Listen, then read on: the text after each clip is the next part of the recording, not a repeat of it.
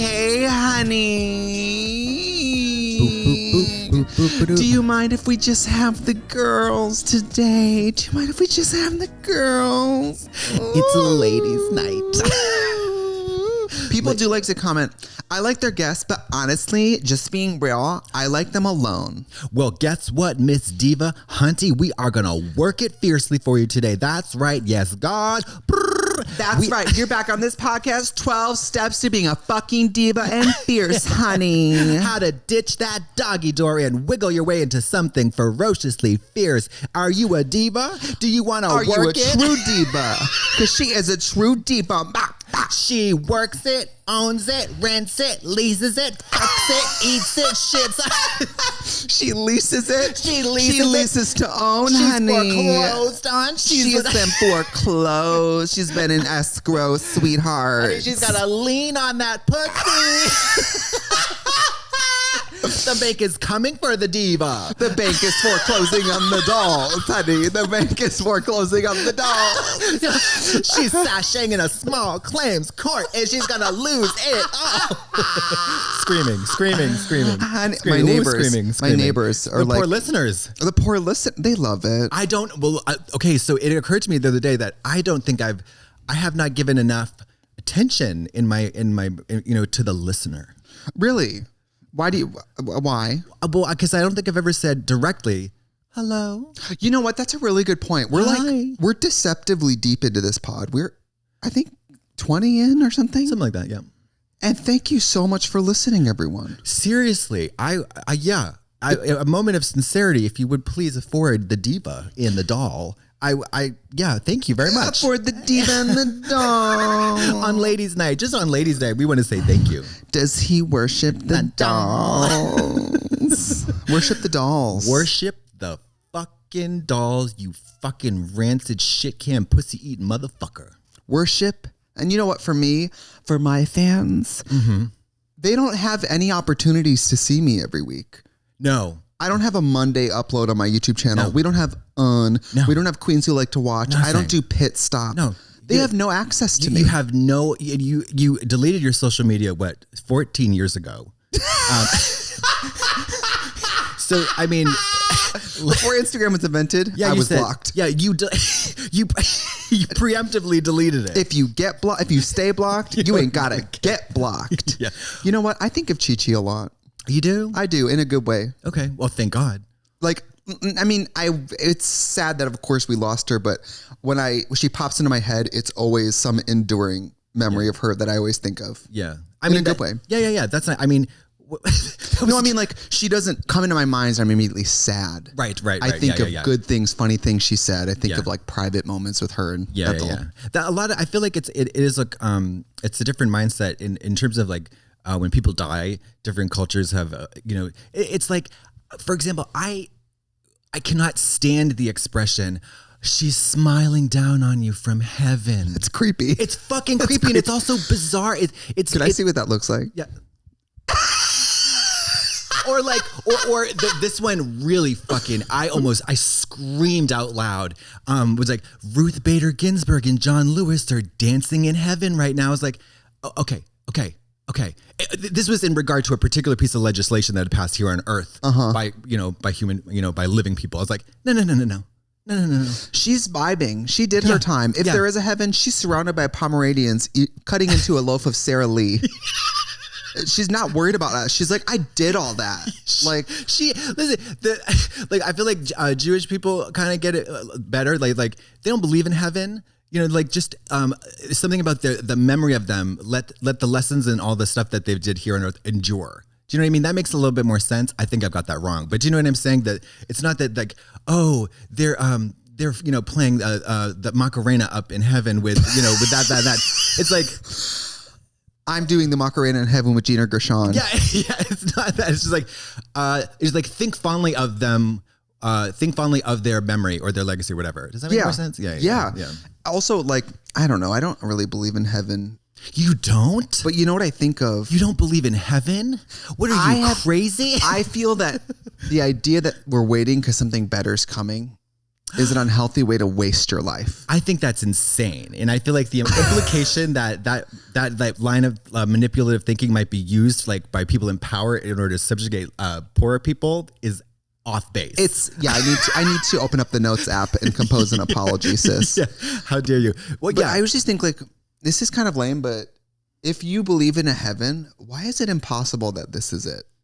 Mm-hmm. Why is it impossible that this is the best part of your existence, being alive right now? Mm-hmm. And that when you die, we don't really know what happens, but you know that right now you could just be in a good mood and try to be happy and make the most of it. Also, though, I'm curious why the discussion never really, or the imagery never really, it hits a wall very quickly. Like, okay, everything's white and cloudy, like sort of metaphysically serene, and people are wearing white robes. Maybe they got wings.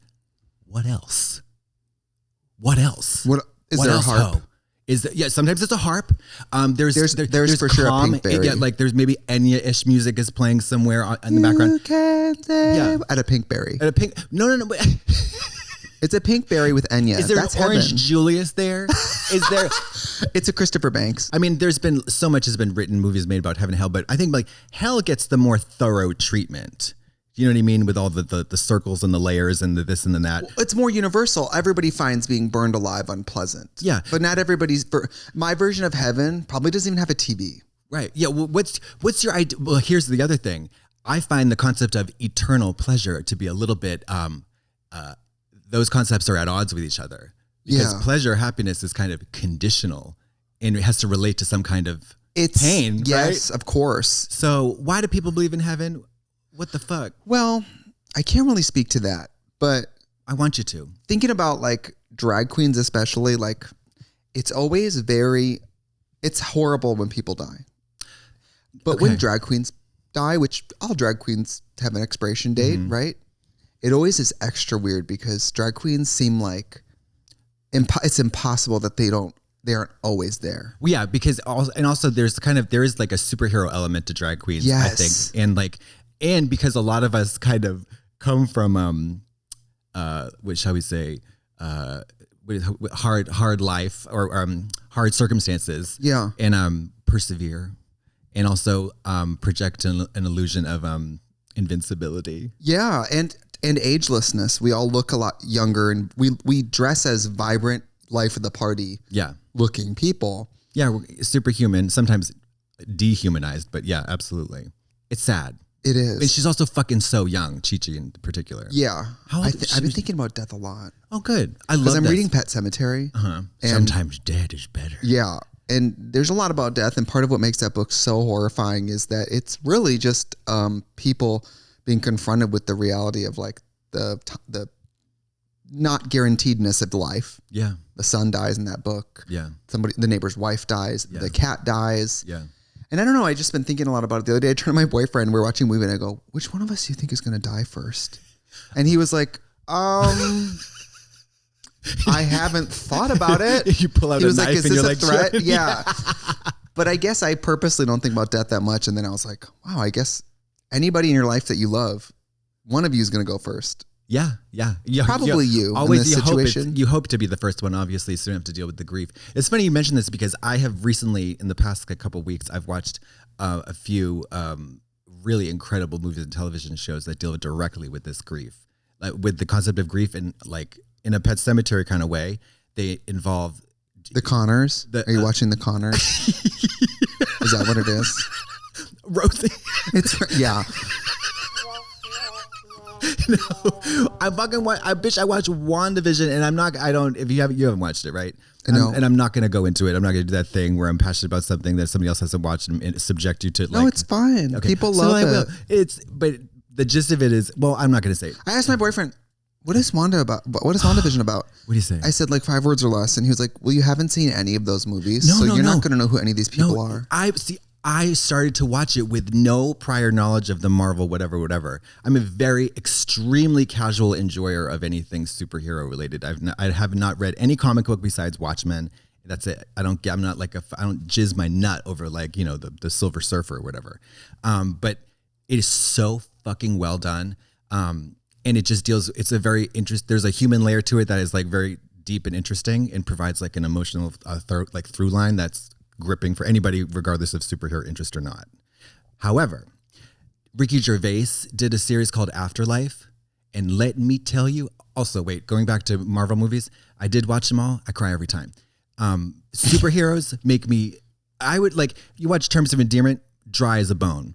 And then I watched it, put on fucking Captain America. I'm on the floor, like needing to be resuscitated because I've like vomited so much from crying. I cry more from movies than I do from real life. I'm more likely to cry to a movie than a funeral for a loved one. Absolutely. I don't know what's with that. Absolutely. Well, because they're engineered. They're engineered to short, like they're engineered to do that. Think about the complexity of a funeral.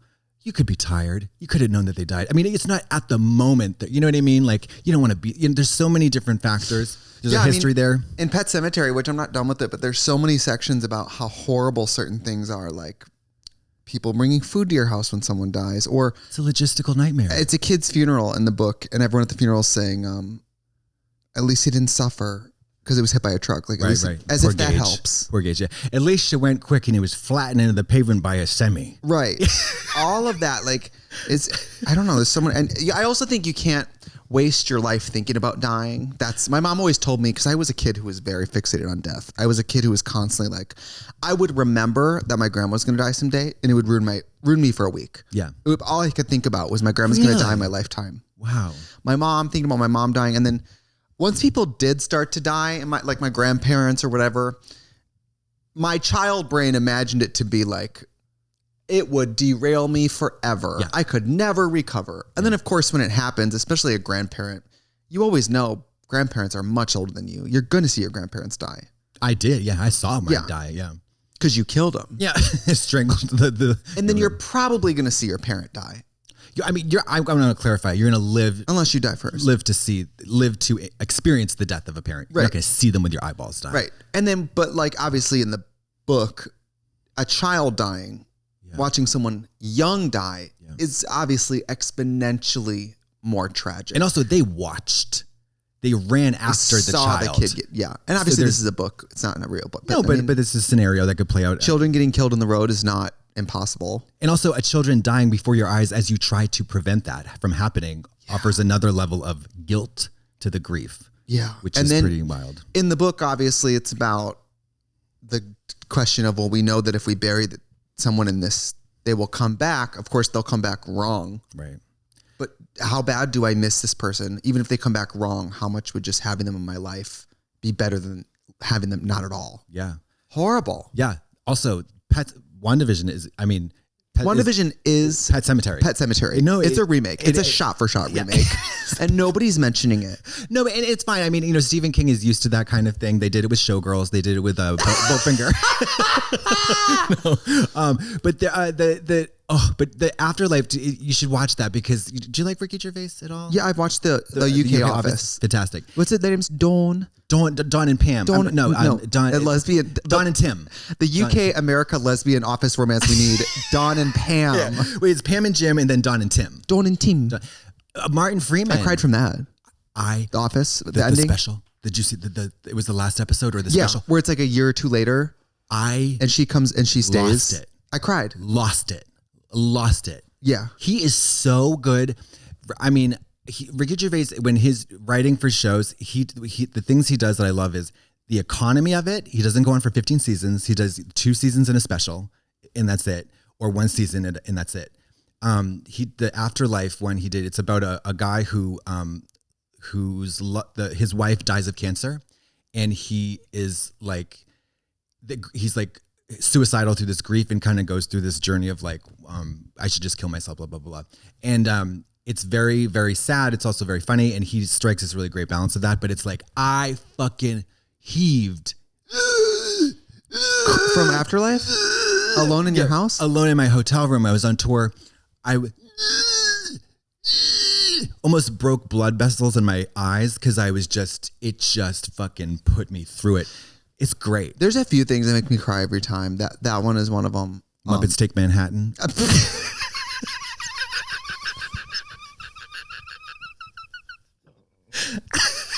Shut the fuck up.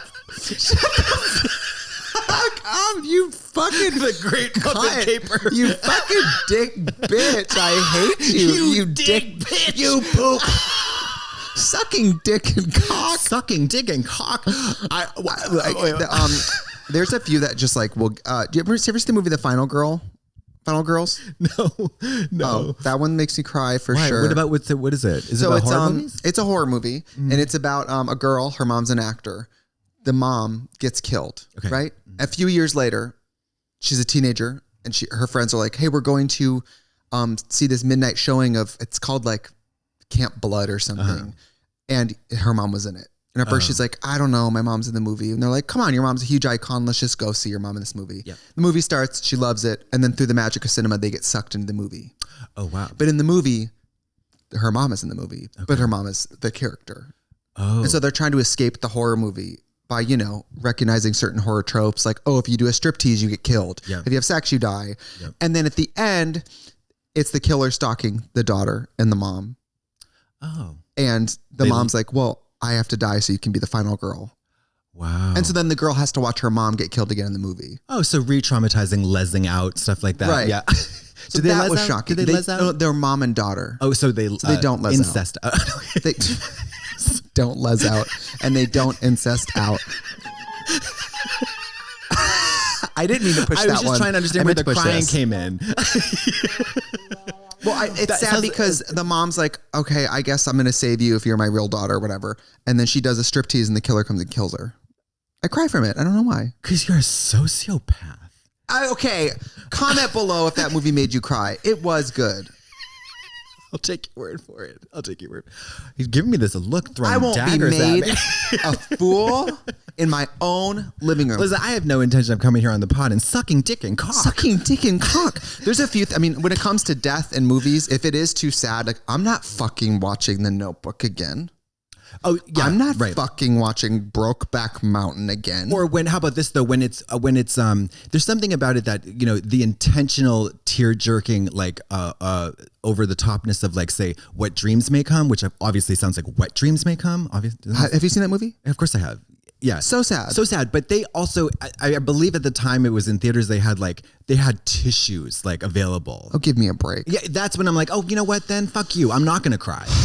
I'm going to stick this out. I'm going to use it for my wet dreams. Wet dreams may come. Yeah, I'm going to stuff You went there for a totally different movie. Stuff it in my diaper, go to bed, and hope for the best. Yeah. Have you had a wet dream lately? I've never had one. You have sex with people, yeah. Yeah. You have sex with people. I was pulling the pad so early. 3, 4, 5? Honestly, probably first grade. Yeah. So I didn't ever have a surprise. Yeah. But who's doing that? Who's having wet dreams? Well, Buddhist monks. Oh, because they can't. So do they look forward to it? That's a great question. I just think it's funny that if you can't masturbate, your body's going to do it for you. Well, yeah. I mean, right. This, yeah. I mean, you're going to kind of that's a pretty heavy biological imperative. I feel like your body's going to, life finds a way, Jurassic Park style in that regard. Clever girl. We're going to take a break.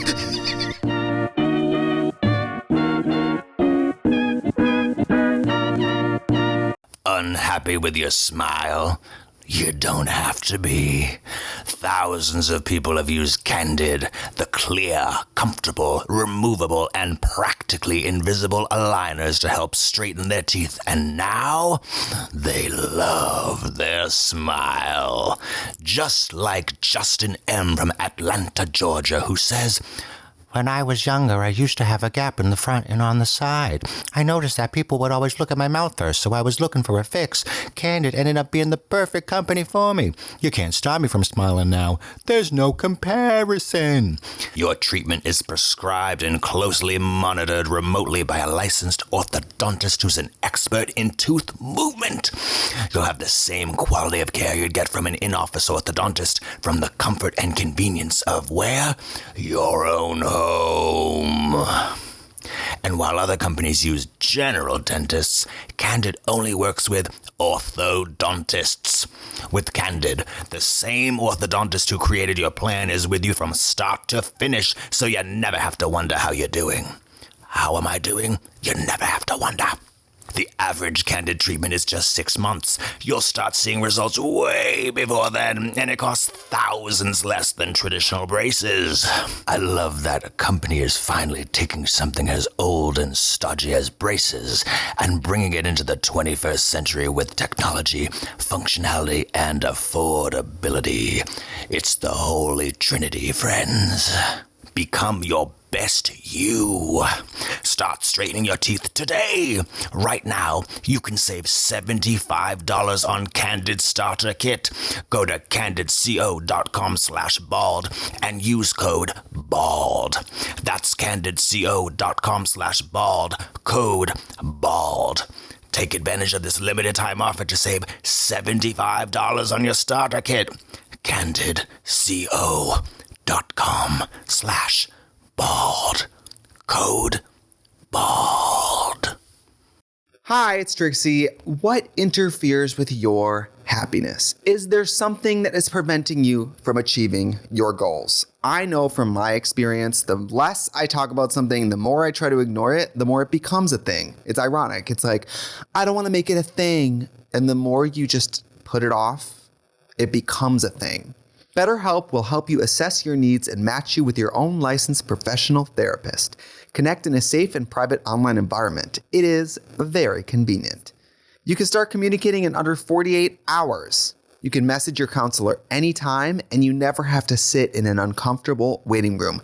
Girl, I don't even drive. So options like this are extremely nice for somebody like me. One of my favorite things about BetterHelp is they have licensed professional counselors who are specialized in pretty much anything, including stuff like LGBT matters, stuff that depending on your zip code might not even be available to you. I hate to say it, but LGBTQIA people deserve access to a special type of help sometimes. Anything you share is confidential, it's convenient, it's professional, it's affordable. It is not a crisis line, it is not self-help, it is professional counseling done securely online. In fact, so many people have been using BetterHelp that they're recruiting additional counselors in all 50 states. If you want to start living a happier life today, as a listener, you can get 10% off your first month by visiting our sponsor at betterhelp.com/bald. Join over 1 million people who've taken charge of their mental health. Again, that's BetterHelp, HELP.com/bald. And we're back. Oh, I forgot to record you the whole time. I wish. A one-sided podcast. Do you listen to the podcast? Do you listen to us? No. I sometimes. I'll turn it on just to hear the first 5 minutes, and then I'll go, oh, it's that episode. I just need to remember what it was. Yeah. I listen to, actually, no, I'm blind. I mean, I don't listen to it regularly. I'm not a big podcast listener, but. Really? No, because I lately I've just been into music, although I found a podcast yesterday that I don't shout them out. It's A Woman's Smile by Patty Harrison and Laura Lee something or other. It's the funniest thing I've ever heard in my fucking life. And I love comedy. Actually, I don't love comedy, but I love to laugh. I love to laugh. And I'm telling you, motherfuckers, A Woman's Smile. Woman's Smile. And I don't believe they do it anymore. But we gobbled up. We listened to it all day in the studio yesterday. I spent most of the time not sewing, and it was just convulsing, hurt. Doing so fucking funny, laughing. It was so fucking funny. It was.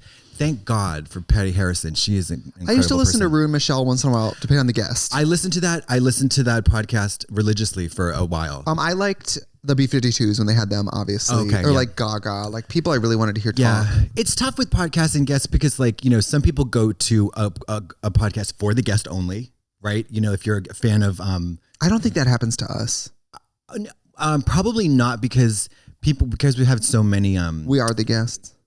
We're our own guests. We are, yes. Be the guest you wish to see in the world. Be the guest you clean your house for. Be the Christopher guest you wish to see in the world. Yeah. Do you like podcasting so far? I do. I don't. Like me. I can see it coming. Okay. Thank you for saying it. Thank you for saying it. I just had a hard time. And I'm glad we're sitting only... we have a good distance. I feel like we can tackle some emotional. Yeah. You know what I think we could tell people about? What? You and I work on 5 projects together, and we are at a point where we strategically place them so that we're not seeing each other too many days in a row. Yeah. Because we fucking hate each other.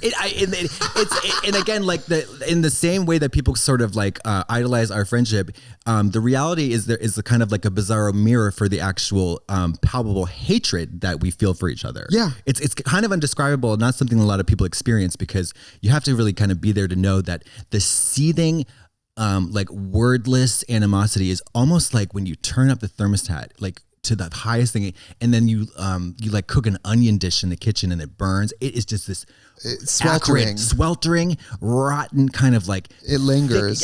Yes. And 3-4 days afterwards, you still smell it on your blouse and you're like, God, that fucking pig. Your satin that chemise. Dick bitch. That dick pig bitch.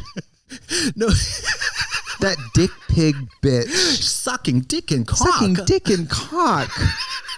Do you know that? Oh, wait. Another great podcast, Nympho Wars, where they do a whole Dateline treatment of sucking dick and cock. Of the Tati. Yeah. James, which is renewed in drama. In my consciousness is now like been reinvigorated at full force. I like Sucking to listen dick to and cock. Scam Goddess sometimes. What's that about? Okay, it's this woman named Lacey, and she takes scams from the headlines, Airbnb scams, or like all kinds of people, and she dissects it. Wow. And lets people and talks about how people did scams. It's pretty interesting. I just scamming is fucking fascinating. And I've been listening to Ebony and Irony, the new Monet Exchange Bunny podcast. You have got to be Monet kidding Exchange me. and Bunny. You have got to be kidding me. Yeah, it's everything you think it is. You have got to be kidding. First of all, Ebony and Irony is hysterical name. Yeah. That is, you got to be kidding me. No, it's fierce. And then I love the Sarah Silverman pod. Yep, I've listened to that one a few times. She does it herself. Yep. I couldn't do that. She does it and she videotapes it, right? Like she just talk, and I'm not to be like so cliched, but I mean, God damn it, that woman doesn't age and she's so pretty. I know. And I know that everybody says that about her. She's whatever, but. Well, it's how I feel about, I've listened to her and I listened to Whitney too, and you can see videos of their pods and I'm just like, oh my God. Yeah. And then Courtney. How do they do it? Courtney and Vanity have a pod now. Oh, that's right. And I'm going on it. Oh, you are? Yeah, I would listen to the Root and Wig episode. Asked. Yeah, you've been asked. They just had Pride there. Yeah, in Australia, Mardi just Gras. vibing. Mardi Gras. No Pride, no COVID, vibing. Did you get a pregnancy test? A dick swab? Did you get a vaccine? I don't think I'm allowed to. I'm too young. I'm too young and fit. Hoping things change. There's no risk of me passing that on. No, especially since I didn't get a vaccine. Around you. Are you eligible yet? No. Can we go? Oh. I'm younger than you. How would I have it? Well, here we are. Here we are, folks. And for the listeners at home, listen. I just want to clarify. I don't get sick of Trixie because we're work so much together. I just hate her because she's fucking huge. We do. I was just talking to Ben Lacrone about this because I'm having her on the pit stop, and she was like, "We always are supposed to hang out. We never do." And I said, "Bob's one of my closest friends. We never hang out." I said, "Katya's not my best friend. She's just there." Like. You're my best friend because we work so much. Yeah, If we didn't have to work together, do you think we would see each other in a month? Once, maybe? No, well, COVID? No. Sometimes I jog by your studio and stop by. Yeah. And that's about it. That's about it. Yeah. I mean, I'm trying to think about like what I called you back the other night and you had gone out and I made a joke about you not inviting me. And I was totally joking, obviously. Now she's yawning. And so, But you know what? I don't feel left out though. Like, I also don't think these are things you would like to go to. Oh no, I went to Rocco's West Hollywood for pizza, and I was like, she's not gonna fucking. But go you know to the that. type of person that, and I know very many people like this. In fact, I would say most people probably could relate to this. Is that the sentiment of I can't believe you didn't invite me, but I would have declined it. You know what I mean? That's that thing, and it's fucking psycho. It's psychotic. But do you get FOMO? A lot of the time, no. I have the opposite, which is I'll make plans for myself. JOMO. It's JOMO. What is that? Joy of missing out. No. Yes, exactly. Yeah. Or Joba. Joy of being alone. Joy of being alone. Joba. FOMO and Joba. FOMO and Joba. No, I get this thing where I'm like, we have to hang out. Mm-hmm. And then we'll make a plan and the day comes and I'm like, the thought of going is too much. Yeah. Or like, if I'm feeling social, it's on a whim. Yeah. So people are like, I agree. You always ask me like, I agree. You never make plans with me. I'm like, I can't make a plan. Yeah. I can't guarantee I'm going to feel like seeing you on Thursday. Yeah. Brooklyn Heights. I've been trying to have a wine date with Brooklyn, and I'll be like, what are you doing now? And she's like, how about Sunday? I'm like, I could be dead then, Brooklyn. I could have completely forgotten you existed on purpose. My phone could be turned off. Yes, somebody I could be in Cuernavaca. And sometimes people get sometimes our people who are not in our industry or directly our peers or colleagues get this impression of us being super busy. I mean, I know you're extremely busy. I project the air of busyness in order to protect myself socially. But someone just said, are you available for a call this week? And it was not professional. I was like, what the fuck is this? Is this a joke? It's not, are you trying to fuck with me? I was like, what do you want? Like, why don't you just tell me what you want now? But it was literally just, hey, can we just chat later this week at a particular... What is that? Scheduling a schedule, sucking dick and cock? Sucking dick and cock. Scheduling a phone call? It was bizarre. Mary, just call me. Call me. Now, in that person's defense, I am extremely unreliable and very flaky when it comes to telephonographic communication. When it comes to telephono. Yeah. Yeah. I love that meme of Celine Dion. Je téléphone la police. And it's her on a phone. It's Celine Dion on a phone and it says, Je téléphone la police. So stupid. Sucking dick and cock. You know what, though? Part of why our friendship works... She's convulsing. So part of our friendship works is because we are both so in touch with how much time we need together. And it's little. Yeah, it is little. And also from a logistical point of view and entertainment value point of view, we've both determined that, listen, at a certain point, Mary, we're improving. There's no script to fall back on. And when I have to learn a script, do you know, when I have to learn sides for an audition, because I think you and I get a lot of the same auditions. Yeah. I think I audition. I think you don't. Yes. Okay. That's how I audition for everything. Yeah. And when I have to learn lines for sides, you would think that I am Jeff Bezos. Yeah. I don't know what it's a big job. A big job. It's like 2 pages of dialogue. And I'm like, oh my God. Jesus. The other day I read for a sitcom and they were like, this is a female role, but you're the only drag queen they're considering. Okay. But it's all females who are reading for it, but they really want to see you. I'm thinking to myself, they want something to talk about at a party. I'm not going to get this, but I'm just going to do it. Okay. And how many lines? Like 3 pages. 3? Not like... You were on 3 pages. Yeah. And then I also do my own reading to myself. So I go in and read the other parts in voices on a phone app. And then I play it back and I do the scene with myself. Because I don't have a roommate or anything. Right. And my assistant, I know that there's companies here who will read the lines for you and tape you. There's also apps to do that. Apps and stuff. Yeah. There is. Mm-hmm. Everything Nicole Kidman does on her iPad when she's in her trailer. Look at Pornhub. Look at Pornhub. No, but I am so bad. I mean, I've auditioned for probably, especially if it's cartoons, I always do voice acting. Okay. Because I never get it, but you don't have to get in drag. You have to get in drag, yeah. Have you done physical auditions in person? Where they mic you and put you in front of a thing and all that? Wait, you have one maybe. One, and it was for iZombie. Whoa, really? Yeah, and then they went with a local hire. Okay. Because I think it was, or it wasn't good. Who knows? In Romania or something? No, they filmed it in Vancouver, and there was a drag. Oh, I know what it was. Never mind. The episode had a 40-year-old, a 45-year-old drag queen, and a 21-year-old drag queen. Okay. And I read for the old one. They were like, you're too young. Yeah. So read for the young, and then they're like, you're too old for the young one. Mm. But I read for both. Gotcha. But I'm not that good of an actor. I also was reading it going there's a whole monologue of me breaking down saying why I killed someone. I'm like, I really don't think I could do that. Jesus Christ. I need more physical comedy. Yeah. Yeah. Where's the banana peel? Yeah. Can I get a stack of papers that I can trip and fall? Whoa. Yeah. I mean, I've done a few and the only one I got was I didn't know it was an audition. What was it? It was for Room 104. Did you think it was a date? No, it was for Room 104. Oh, if you haven't seen Katya, I'm going to plug you here. It's the only thing I'm proud of acting-wise. Go on HBO. Michael fucking Shannon, Judy Greer, and this piece of shit are in a very compelling 44-minute hour. I think it's half hour. Oh, it's so good. Yeah, it's an anthology series by the Duplass brothers, and it's were you like, this is Michael fucking Shannon?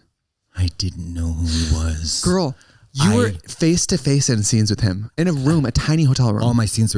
Most of my scenes were with him. I had 2 scenes, and one was with him. I was touching his body fixing his tie, and then I was with Judy Greer for a little bit, and I mean, it was a 3-day shoot, I think, and then I didn't know when I went in there and was talking to the director was so amazing. This woman named Liza, and Manelli. Yeah. She's a casting director now.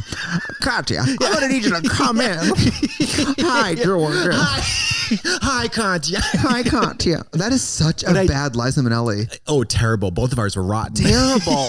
Katya Davis is going to she just pushed pause. Yeah. Sorry. Unsubscribe. But I didn't know. I didn't know who Michael Shannon was. And then he was there. While I was did the reading, and then he was there, and he was behind a desk, like he was the boss, but he was just. But you hadn't seen his films. It wasn't clicking. And then I was like, oh my God, that was the guy in Nocturnal Animals. That was the guy in he's been in. He is probably one of the most respected, Oscar-nominated actor. Yeah. So the best fucking villain. I mean, he is so good. Was he hot in real life? So hot. He seems like he'd be hot in real life. Smokes and he's hot. And I'm a perfect match. I gave him. The third day I brought skulls. These okay. Editors, just keep your finger on the delete button while we go into whatever this is. Go ahead. You brought skulls to set. I brought skull candles for Judy, for Liza, and for Michael. And when I tell you, I would suck the dick and cock of that Mr. Shannon so much that it would take out his urinary tract, inner gonads, and probably a lot of the viscera in and around his pelvic area. You're looking to gut him through his urethra. Yeah. I'm looking to destroy his reproductive system with my mouth. Wow. He has this, the funny thing was that I've done a goofy Russian accent for 15 years, and I know enough Russian to fake it, but there were actual Russian dancers on the set. He does not do a Russian accent. I think yours is, Russian people even think yours is good, right? I can speak Russian, there's a lot of words I can't say. I could. The accent, very compelling though. I mean, there's so many different types of Russian accents. There's so many degrees of it. It's Boris and Natasha, But it was good enough. And I can speak Russian. I can understand Russian language good enough to know how it would translate to English words. Do you know what I mean? Yes. So he had a rap. He had to do a performance of a dance rap in Russian. With a Russian accent, naming tons of Russian cities and stuff. It was so difficult. It was very goofy. He's not a comedic actor. And it was just so impressive to see him do that because it was silly. And he is one of the darkest, most brooding, fucking intense, dramatic actors ever. And he recently did incredible comedy on Amy Sedaris' show, At Home with Amy Sedaris. I was going to say, I think he would be really funny. He probably just gets these heavyweight drama roles. Yeah. But I bet he's so funny. Well, that's what he played on the show. He's a menacing villain in a comedy in Amy Sedaris' show. Oh, right. Yeah. He's the stock, murder. That is so funny. And he's just, I remember that. I would suck that motherfucker's ass. I'd suck his dick through his asshole. And then Judy Greer, I mean, fucking icon, dude. The most wonderful person in the world too. The most wonderful person in the world. She's one of those actresses that has been in everything. Everything. And she turns everything. Yeah. And she's so pretty in real life. And I hope this isn't a read. She has in real life almost like an insect beauty. She has very angular features and very big eyes, and she's very in shape, and she's so soft when she speaks to you. Yeah, she came to see Moving Parts. Did she really? She came to a movie theater. Yeah, she was at Tribeca showing a movie, and we were there. She came to the theater and saw it. It was so nice, and she knows I die for Jawbreaker, and she doesn't embarrass me about it. Thank God, because she's Violet in Jawbreaker. You've never seen Jawbreaker? I'm about to. Okay, this is a whole nother podcast. You know what? Can we make a commitment? Yeah, what? Maybe we should do a movie night where I'll watch something you want me to watch and you watch Jawbreaker and we can come back and we'll talk about it. Perfect. On the pod. Yeah. She's so good in that, and she's in Halloween. Yes, she was, fantastic. So fucking good. Yeah, it was I was so frustrated with her character in Halloween though, with the new, right? Yeah. The new, yeah. I have so many questions about that movie actually. I've seen it probably 5 times. Loved it. I love Judy's character. If your mom was Laurie Strode, who has all this trauma and alcoholism, how much would you hate Halloween? I love that when they show Judy in one scene, it's Halloween. And she's in a Christmas sweater with a Christmas mug. That's like right. just trying to glaze Like, over it. Yeah. So funny. And Yeah, I thought they she's played it so sensitively. Like, Jamie Lee Curtis in that fucking movie is so goddamn good. Yeah, she's great. I love the imagination of like, okay, it's a horror movie, but like, what if decades go by and this person got no like mental health treatment? Yeah. And has like hard trauma. Lady of the Woods. Yeah. Yeah. Well, how would that affect your family? Yeah. Your substance abuse? Yeah. It's funny. I'm in terms of like for me, it was the windows, that many windows in her house. Yeah. And also the remoteness of it. I understand like if I was in danger of being stalked, I'd live in the middle of town, Mary. I'd have a roommate. High rise, bitch. Do you know what I mean? Commune. I live in Tokyo in a high rise, like people everywhere. Yeah. In a cement high rise with no windows and only one access point. Do you know what I mean? Yeah. And then I'd have the arsenal. I'd have knives in every room, guns, like tripwire and all that shit. But it was just, like a lot of those things are crazy. Also, the dad he deserved a better death than that. Remember?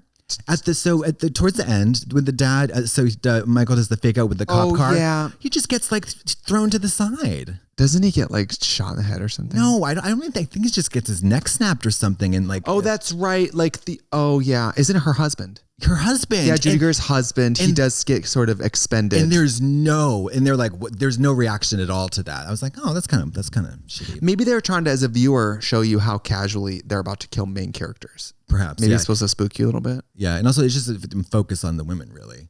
He was kind of like a whatever. But yeah, crushes that fucking police dude's head or the doctor.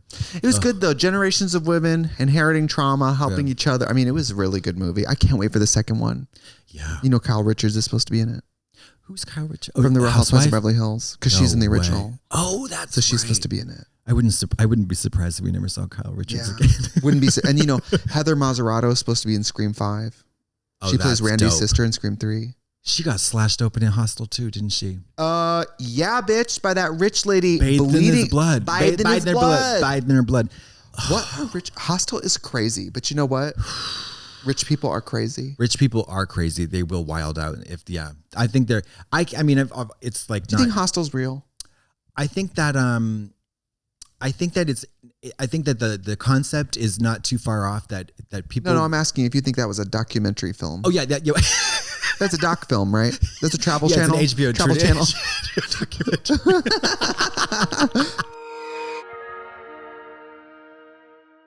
What if I told you that 2 simple words could unlock the door to dazzling cultural significance?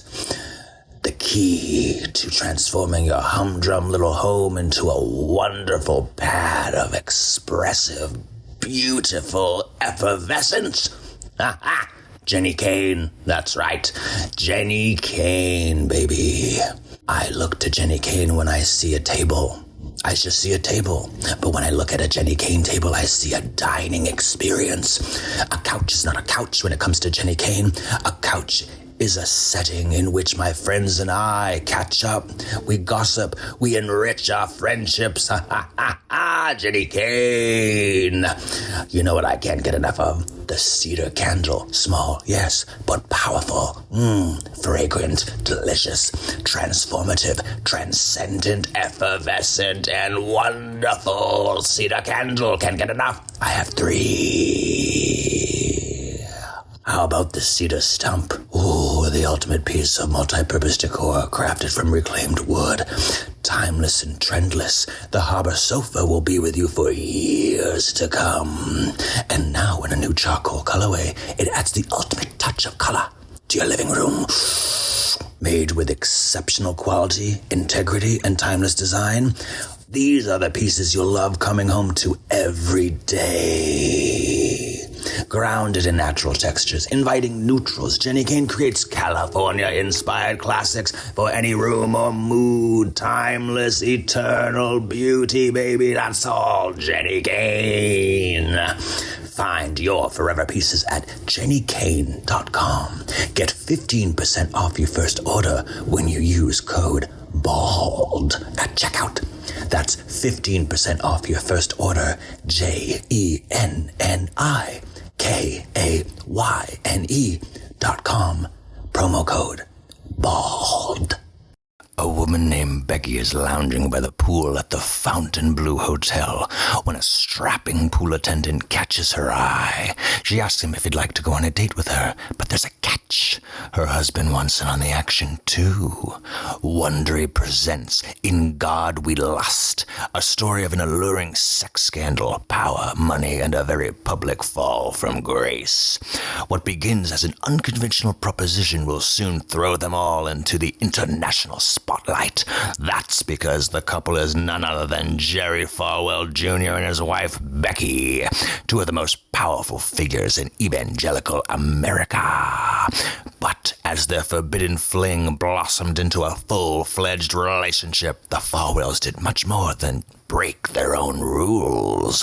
While running Liberty University, a school that strictly enforced abstinence, including a rule against prolonged eye contact with the opposite sex, the Falwells lured Giancarlo Granda into a love triangle that lasted years. They promised him the world, paying for a new apartment, treating him to lavish vacations, and brokering meetings with the likes of Donald Trump. But when the word of their throuple fell into the wrong hands, it led to a political extortion and international headlines that brought Jerry Falwell Jr.'s empire crashing down. I love this podcast so much.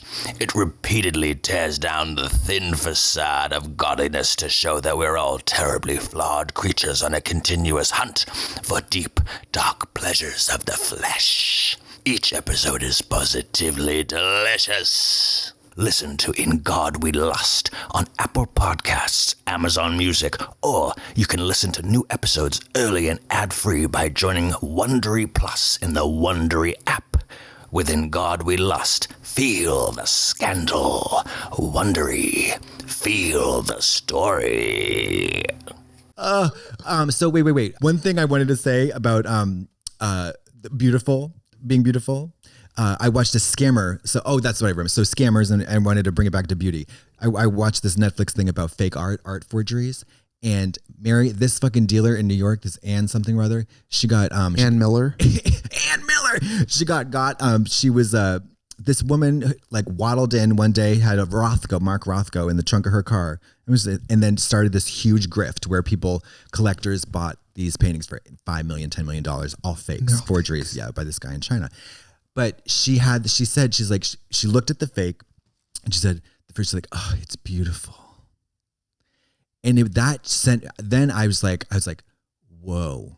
And this whole thing about authenticity and and what about a Rothko, which is abstract expressionism I don't know what that is. To the layman, it looks like, okay, a green shade, so a red square, a yellow square, and a green square all sort of diffused on a canvas. Okay. Right? And it was just like, what? So why did that disturb you so much that she called the fake beautiful? Because I was like, what about it is beautiful? Also, it was a very good reproduction of that style. And then maybe if the original is beautiful to her, wouldn't it serve that a reproduction is still beautiful to look at, whether or not it's real? Well, that's the mindset of a lot of the Chinese counterfeiters. They were like, there's no virtue in originality in the development of skill. If you can accurately, precisely recreate a painting, the value is just as good. It's like the straight people love Banksy. Mm-hmm. Everything looks like a fake Banksy now. Right. Everybody's just spray painting shit. The condo I bought in Milwaukee had a huge fake Banksy on the wall, and I'm just like, give me a break. It's great. Yeah, because that's when the beauty of it is like sort of erased because it's transferred from it's the statement that is more beautiful rather than the actual, what you see. Ugh. And now you're just trying to seem like someone who you're trying to tell people when they walk into your house, I believe in the statement that this type of artist is making. Yeah.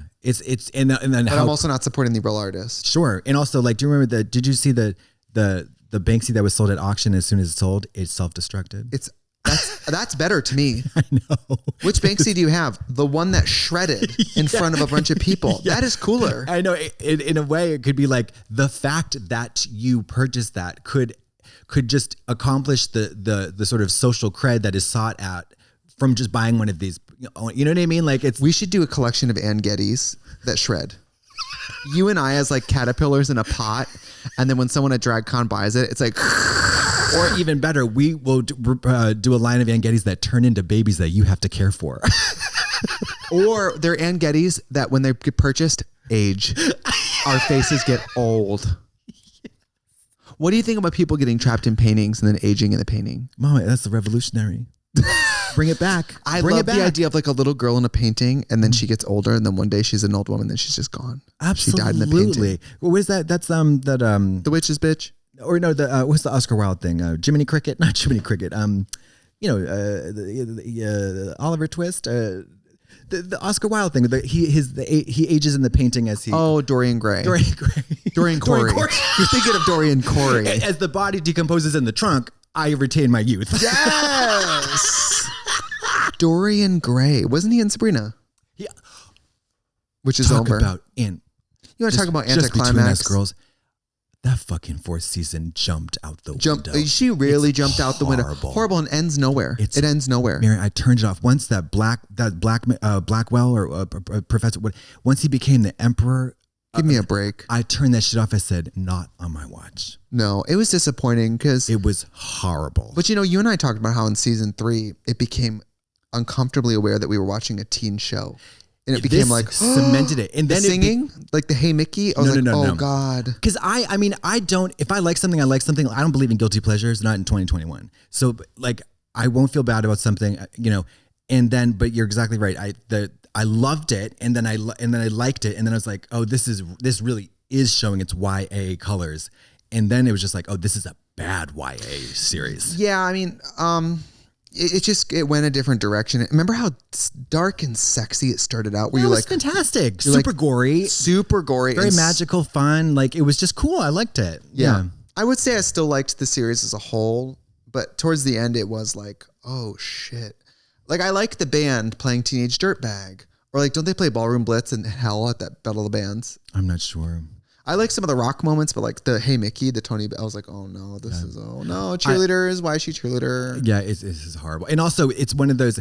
Somebody on Twitter pointed out the other day that it is one of those. And no shade to I don't think any of the cast listens, but we do love all of you. Absolutely. The cast, the acting in that show is great. They're all fantastic actors, but it's funny. The character wise, it is one of those shows where the main character is not the one you like. No, especially since she's Flip Flop McGee. And at a certain point, we have 2 Sabrinas permanently, which was like, I know it's like, it's a ridiculous. The other, there's another show. Oh, what other fucking show is it? But there's The Connors. Was it The Connors? Listen, I love The Connors. It's probably one of the only current TV shows I keep up with. It's probably the only thing. What? It's good. Sarah Gilbert owns my whole ass. Oh, Sarah. I love Sarah Gilbert. And John Goodman owns my whole ass. Yeah, he does own a lot of ass. You know who else is in it? The woman who is Peg Bundy. Katie Segal. She's in it. She's wonderful. She's fantastic. She's looking hot. She's always looked hot. Always looked hot. Sucking dick and cock. Sucking dick and cock. Well, I think I have to go to a birthday party now, and I got to suck some dick and cock. Well, we have another guest. We do. 4:30. Oh, we have what time is it? I lost my watch. I feel completely disoriented. You wearing a watch right now? Always. Tell time. For health. And I'm telling you, I always wear a watch on my left wrist. Always. To bed. Oh, I even wear it. You really do, don't you? Always. I only take it off when I go in the shower. What happened to your watch? I don't know. Was it nice? Isn't this fascinating? This is a fascinating Where tale. does the time go? Where does it? And for the last 2 days, I'm telling you, the reflex is so ingrained. And you're just drawing on a watch at this point and changing the minutes. I don't like whipping out my phone. I do it enough already. You know what I mean? Just reflexively. Yawning again. It's time. But I am completely disoriented. As soon as I get out of this fucking kitty litter shit can apartment, I'm going to get myself a new watch. Have you noticed that every time I'm not talking, I'm exhausted? Anytime I'm not talking, it's almost like one floor versus the cuckoo's. It is literally like a senile dementia catatonia. Like it's like, who are you? Yeah, it's crazy. Was it a fancy watch? It was a G-Shock. Not too fancy, $100. Okay. Maybe it's time to treat yourself. What do you think? I don't know. I don't have a watch. I can't tell. Awful. I'm fucking out of here. Sucking dick and cock. Sucking dick and cock.